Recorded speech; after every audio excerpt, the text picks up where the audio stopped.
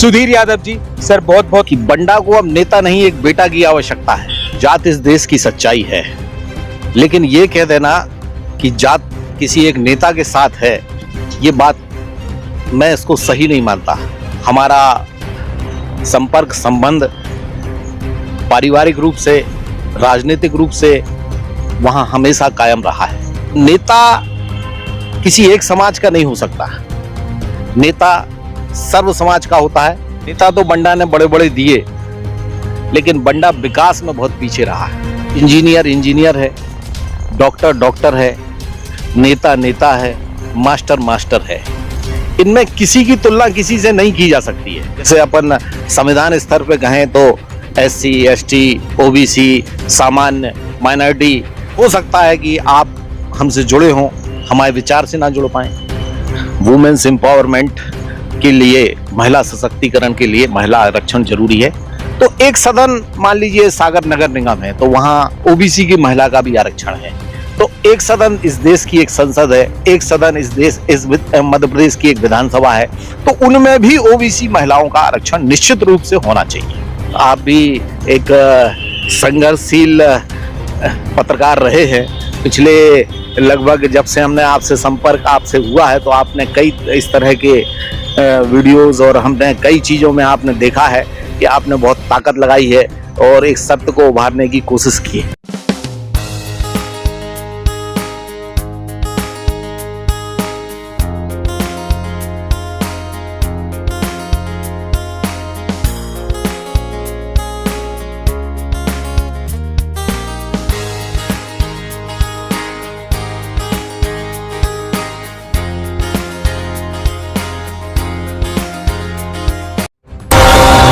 मैं उस माटी का वृक्ष नहीं जिसको नदियों ने सींचा है, बंजर माटी में पलकर मैंने मृत्यु से जीवन खींचा है। मैं पत्थर पर लिखी इबारत हूँ, शीशे से कब तक तोड़ोगे। मैं पत्थर पर लिखी इबारत हूँ, आखिर शीशे से तुम मुझको कब तक तोड़ोगे। मिटने वाला मैं नाम नहीं, आखिर तुम मुझको कब तक रोकोगे। नमस्कार, मैं हूं आपके साथ में भूपेंद्र सिंह और आप रिपब्लिक सागर मीडिया की आज एक स्पेशल रिपोर्ट देख रहे हैं। मध्य प्रदेश में कुछ ही समय में विधानसभा चुनाव होने वाले हैं। मध्य प्रदेश में 230 विधानसभा सीट हैं, जो कि 10 संभागों में बटी हुई हैं। बुंदेलखंड का सागर जिला चुनाव के हिसाब से काफी अहम माना जाता है। सागर जिले में 8 विधानसभा सीट हैं, जिन पर 6 पर भारतीय जनता पार्टी है तो 2 पर कांग्रेस का कब्जा है। अभी कुछ ही समय पहले मध्य प्रदेश की 230 विधानसभा सीटों में से भारतीय जनता पार्टी ने 39 विधानसभा सीटों पर अपने प्रत्याशी घोषित किए थे और उन 39 विधानसभाओं में सागर जिले की बंडा विधानसभा क्षेत्र है। अभी हमारे साथ में है भारतीय जनता पार्टी के नेता सुधीर यादव जी। सर बहुत बहुत स्वागत है आपका हमारे इस चैनल। धन्यवाद भूपेन जी। सबसे पहले हमारा सवाल रहेगा, मध्य प्रदेश में इस वर्ष विधानसभा चुनाव होने के लिए जा रहे हैं। महज 1-2 महीने में अनाउंसमेंट हो जाएगा और चुनाव भी हो जाएगा। मध्य प्रदेश में क्या स्थिति है अभी सरकार की? भाजपा की स्थिति का आकलन तो सभी लोग कर रहे हैं और लगभग लंबे समय से पार्टी यहां शासन में है, जनहितैषी कार्य भी कर रही है। अब मैं इस पूरे स्टेट का नेता तो हूं नहीं कि पूरे स्टेट के बारे में आपको ब्रीफ कर सकूं। मैं 2-3 विधानसभाओं के बारे में अनुभव रखता हूं, 4 विधानसभाओं के, अपने जिले के बारे में थोड़ा अनुभव रखता हूं। तो वो इतना बड़ा सीन मेरा नहीं है कि मैं स्टेट के बारे में बता पाऊं कि क्या स्थिति है, लेकिन सागर जिले में जो स्थिति है वो दिखाई पड़ रही है। हम अगला सवाल पूछेंगे। बंडा विधानसभा क्षेत्र में आप काफी समय से एक्टिव हैं, लगभग 2-3 सालों से तो मैं ही देख रहा हूं। अभी जो 39 विधानसभा सीटों पर अपने प्रत्याशी घोषित किए हैं भारतीय जनता पार्टी में, उसमें बंडा विधानसभा क्षेत्र भी है। तो एंटी इनकम्बेंसी का काफी रोल देखा जा रहा है वहां पर। कई आपके समर्थक भी सड़क पर उतरे हैं, कई बुंदेला जी के भी हैं, राठौर जी के भी हैं। तो आपको लगता नहीं कि भारतीय जनता पार्टी की स्थिति ज्यादा खराब हो सकती है इस बार विधानसभा चुनाव? पार्टी ने अभी बंडा विधानसभा का प्रत्याशी घोषित किया है, इसमें कोई दो मत नहीं है। लगभग ये आकांक्षी विधानसभाओं के तहत ये विधानसभाएं आती थी, जो भारतीय जनता पार्टी पिछले चुनाव में हारी, उनमें ये प्रत्याशी घोषित हुए हैं। जहां तक बंडा का सवाल है, हमारा बंडा विधानसभा से कनेक्शन 2005 से है। 2005 से आज 2023 तक हम लगातार उस विधानसभा से लोगों से जुड़े रहे। हमारा संपर्क संबंध पारिवारिक रूप से, राजनीतिक रूप से वहां हमेशा कायम रहा है। बीच में पार्टी भी हमने बदली। हमने उमा जी की पार्टी से वहां 2008 में विधानसभा का चुनाव लड़ा था।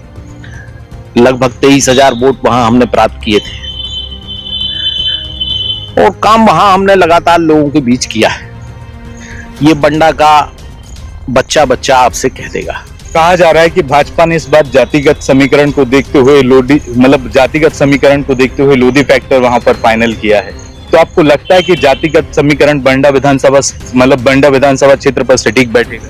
जात इस देश की सच्चाई है, लेकिन ये कह देना कि जात किसी एक नेता के साथ है, ये बात मैं इसको सही नहीं मानता। जात एक बहुत बड़ा विषय है, लेकिन जात के अलावा भी लोगों में बहुत वोट होता है। मान लीजिए किसी जात का एक 15-20%, 15% वोट है, तो 80% दूसरे समाजों का भी वोट होता है। और नेता किसी एक समाज का नहीं हो सकता।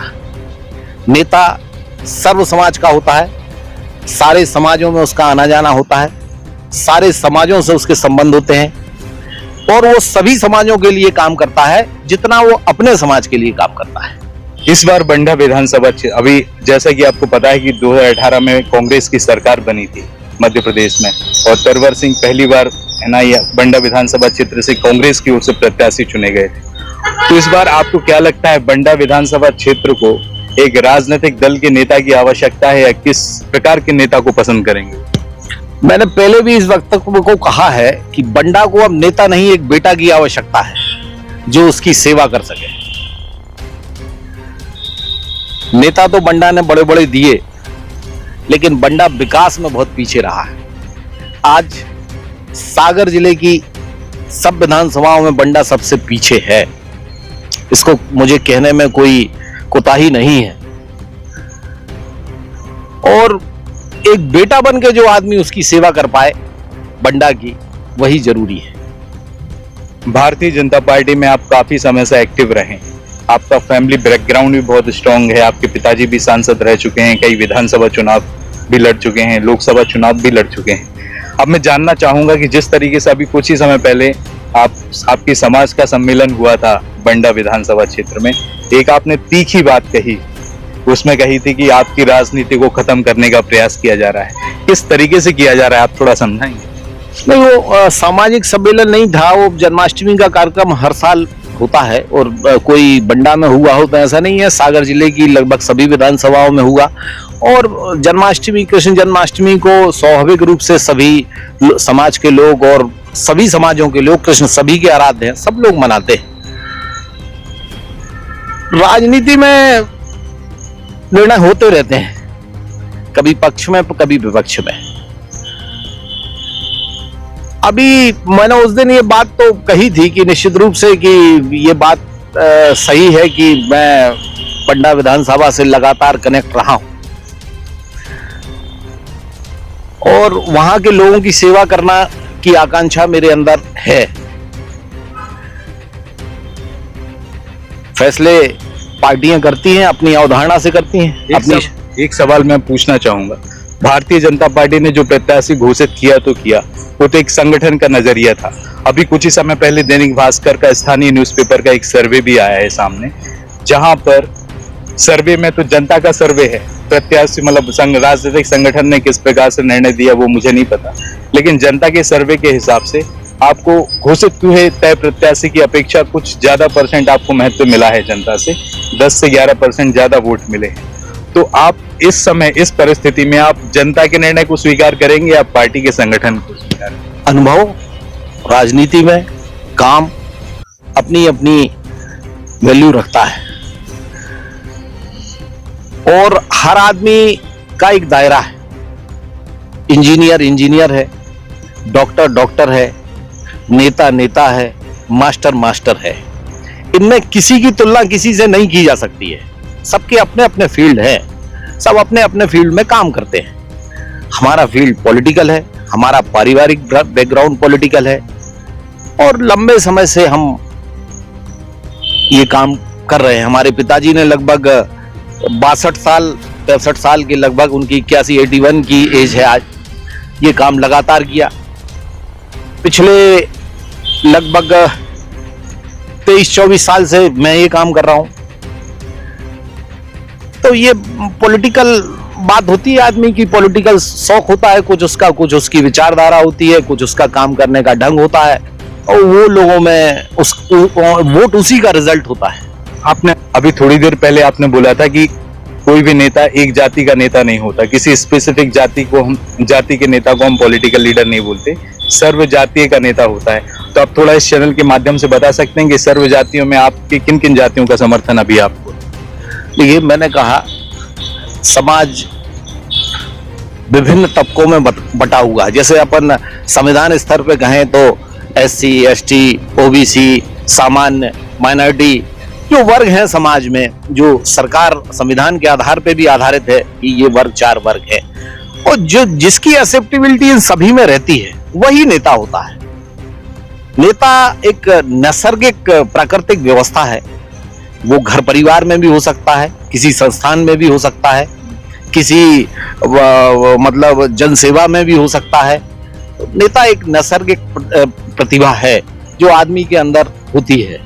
विधानसभा चुनाव को काफी समय बचा नहीं हुआ है, कुछ ही समय में विधानसभा चुनाव हो जाएंगे और अभी आचार संहिता भी लग जाएगी। पार्टी ने जो बंडा विधानसभा सीट से जिस प्रत्याशी का निर्णय किया है, अगर वो निर्णय वो पार्टी अगर कंटिन्यू रखती है तो मतलब आपका क्या अगला कदम होगा बंडा विधानसभा से? देखिए, हम लोग लंबे समय से राजनीति में हैं। हमसे हजारों कार्यकर्ता जुड़े हुए हैं इस जिले के। हमारे लोग पारिवारिक रूप से जुड़े हैं, राजनीतिक रूप से जुड़े हैं। नेता अकेला कोई चीज नहीं होता, उसके पीछे एक बहुत बड़ी टीम होती है जो काम करती है और वो वही टीम उसके बारे में, उसके भविष्य के बारे में, उसके सिस्टम के बारे में, चुनाव लड़ने के बारे में फैसला करती है। हमारे लोग दिन रात दिन डिस्कशन उनसे जारी है, बातचीत जारी है। सब लोग अपने मिल बैठकर जो फैसला करेंगे वही हम मान्य करेंगे। मतलब राजनीतिक दल से जुड़ने की पहले की विचारधारा को आप थोड़ा एक्सप्लेन कर सकते हैं कि किस विचारधारा को लेकर आखिर आप राजनीतिक दल में सक्रिय? देखिए, जुड़ने की जो प्रक्रिया है समाज में, वो इंसान से जुड़ता है। फिर नंबर 2 उसकी विचारधारा से जुड़ता है। नंबर 3 वो उसकी पार्टी से जुड़ता है। हो सकता है कि आप हमसे जुड़े हों, हमारे विचार से ना जुड़ पाए। हो सकता है आप हमारे विचार से भी जुड़े हों, हमसे भी जुड़े हों, लेकिन हमारी राजनीतिक विचारधारा से ना जुड़ पाए। तो विचार की जो जुड़ने की समाज में प्रक्रिया है वो अलग अलग किस्म की है। हम लोग बेसिकली इस स्टेट में, हमारे पिताजी जनता दल के प्रदेश अध्यक्ष रहे 10 साल, सांसद रहे, विधायक रहे, मंत्री रहे। तो कोई समाजवादी विचारधारा से ओतप्रोत रहे हो। हम लोग बीच में कांग्रेस में भी थे और भाजपा ने हमें सिंबल दिया।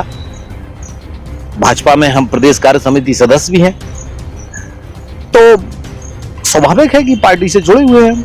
अगला सवाल मेरा आपसे महिला आरक्षण को लेकर है। महिला आरक्षण के बारे में आप थोड़ा कुछ बताएं।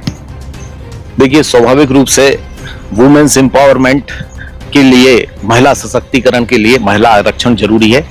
देश में जैसे नगर पालिक, नगर निगम या पंचायतों में महिला आरक्षण है ऑलरेडी, और अब ये विधानसभा लोकसभा में भी जरूरी हो रहा है। लेकिन मेरा जो नीतिकर्ता हैं, जो इस चीज को बना रहे हैं, आप देखिए पंचायतों में SC, ST, OBC महिलाओं का आरक्षण है। तो एक सदन, मान लीजिए सागर नगर निगम है, तो वहां OBC की महिला का भी आरक्षण है। तो एक सदन इस देश की एक संसद है, एक सदन इस मध्य प्रदेश की एक विधानसभा है, तो उनमें भी OBC महिलाओं का आरक्षण निश्चित रूप से होना चाहिए। क्योंकि जैसे एक सदन नगर निगम है तो नगर निगम में है, ऐसा ही विधानसभा में होना चाहिए, ऐसा ही लोकसभा में होना चाहिए। जब भी किसी देश या प्रदेश में राजनीति होती है, चुनाव होता है, तो 3 मुद्दों पर होता है, विकास, महंगाई और रोजगार।